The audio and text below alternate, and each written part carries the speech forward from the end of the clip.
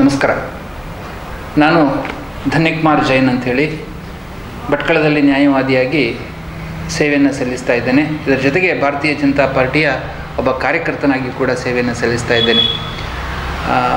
ನಾಡಿನ ಎಲ್ಲ ಜನತೆಗೆ ವಿಶೇಷವಾಗಿ ಭಟ್ಕಳ ತಾಲೂಕಿನ ಎಲ್ಲ ಜನತೆಗೆ ಸಂಕ್ರಾಂತಿ ಹಬ್ಬದ ಶುಭಾಶಯಗಳು.